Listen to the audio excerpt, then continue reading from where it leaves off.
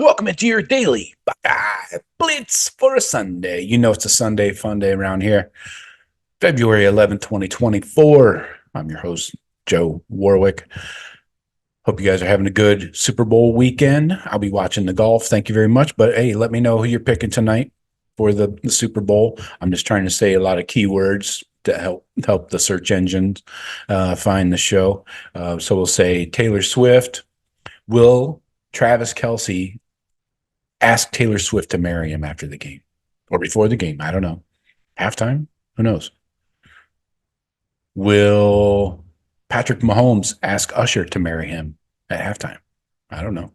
Seems like anything could happen. But Super Bowl, Taylor Swift.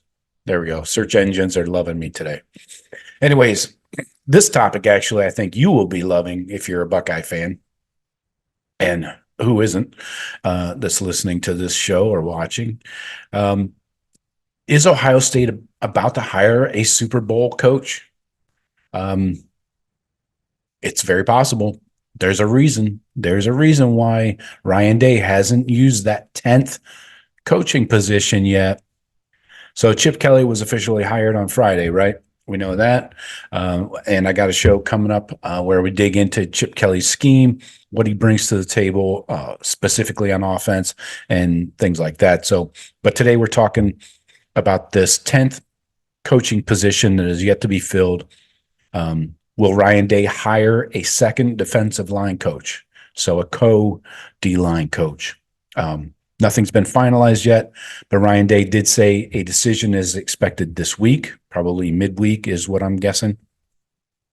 Or if they don't go with this second D-line coach to work with Larry Johnson for a year, do they just promote James Laurinaitis to the full-time linebacker coach position? I will say right here, hard and fast rule, pass on a special teams coordinator. We don't need it. Please, for the love of God, Ryan Day, do not hire another special teams coordinator. Find somebody else. You get a GA, a couple GAs, an analyst, and a GA, whatever. Get them to do it. Somebody that's already on staff. No hiring a full-time special teams coordinator. No offense to those who liked, what's his name? Parker Fleming. Anyways, so my speculation is that the 49ers assistant D-line coach Daryl Tap, you might remember him as a player in the NFL. He could come to OSU as the co-D-line coach for 1 year. Larry Johnson retires about this time next year, and Tap slides right into the full-time D-line coach position. We're going to get into his resume and what he's all about. But Ryan Day made a comment on Wednesday at his news conference that they were about a week away from making a decision. So that really tells me the timing means that it's someone associated with one of these Super Bowl teams, right? So that Cullen guy, I don't think we have any interest in him. That is the Chiefs D-line coach. So I think it's Daryl Tap. And this guy's got a decent resume. He's 39 years old, so he's like 30 years younger than Larry, more than 30. So I think if they're waiting to make a decision till this week, that means they're waiting for the Super Bowl to be over, because a coach isn't going to up and leave in a Super Bowl run, a chance to get a ring, which is hard to do.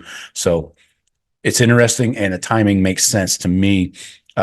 So Daryl Tap is from where's he from here? Portsmouth, Virginia, from Chesapeake. He played in Chesapeake, Virginia, went to Va Tech. He was drafted in the 2006 NFL draft in the second round, so legit talent there. Played at Seattle, 06 to 09, Philly, 2010, 2012, Redskins, 2013, Lions, 2015, 14-15, Saints 16-17, and Tampa 2017. So well-traveled, but had a 12-year career here. That's legit. You don't just fall into those 12-year NFL careers, especially as a D lineman. But when he was at Va Tech, He played in 53 games, had 187 tackles, 23 and a half sacks. So that helped him get that second round draft pick in 06. So his coaching experience really, he started off in college like most. Central Michigan, 2018, he was a defensive quality control coach. Vanderbilt, 2019, he was a special teams quality control coach. So he's got a little special teams background. Keep that in the back of your head. Vatek, his alma mater, went back there in 2020 and was co-D-line coach. That's what we're looking at. And then with the Niners, 2021 to present, he is the assistant defensive line coach.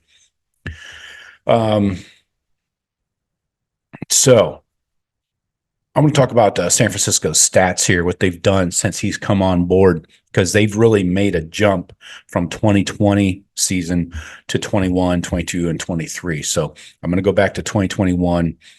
Opponent yards per game. They're right at 300 yards back in 2021.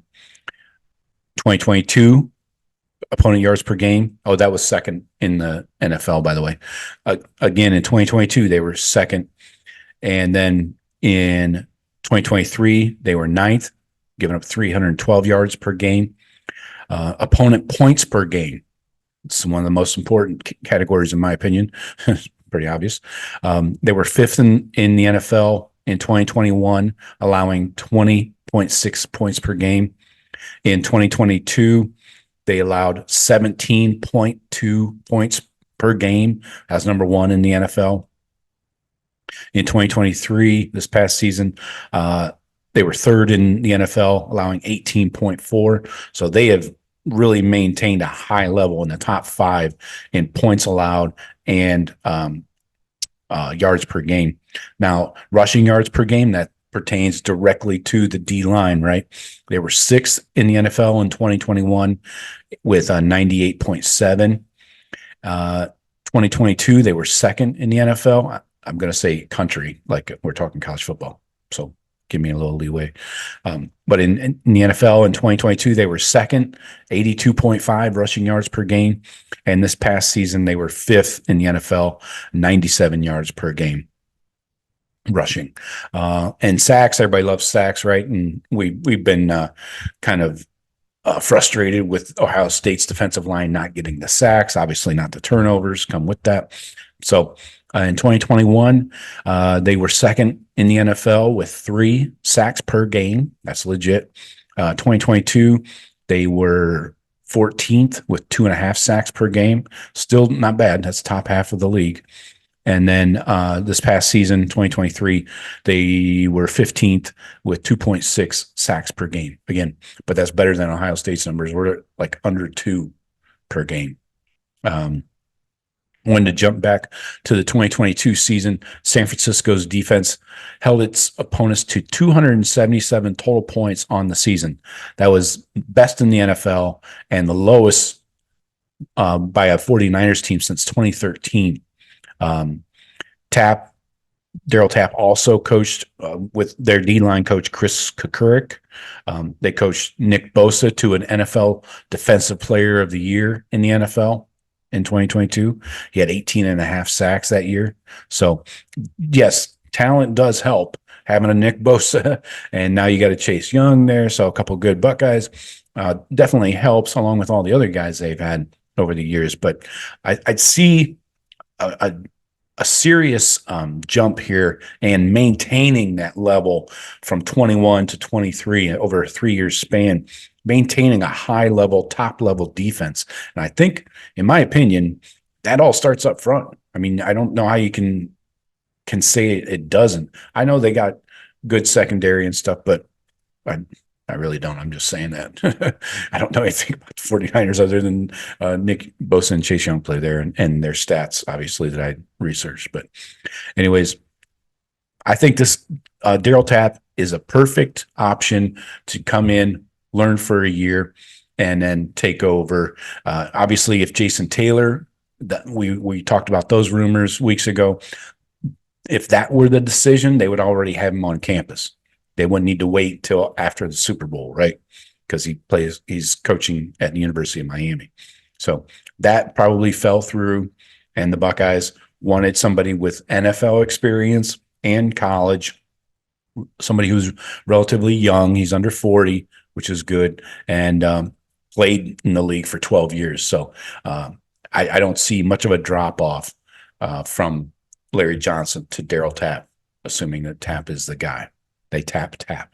So, anyways, let me know what you guys think. Who you got winning the big game tonight? Are you a Swiftie? I'm not a Swiftie. I hear these things. But anyways, that's all I got for you. Talk to you later. Go Bucks.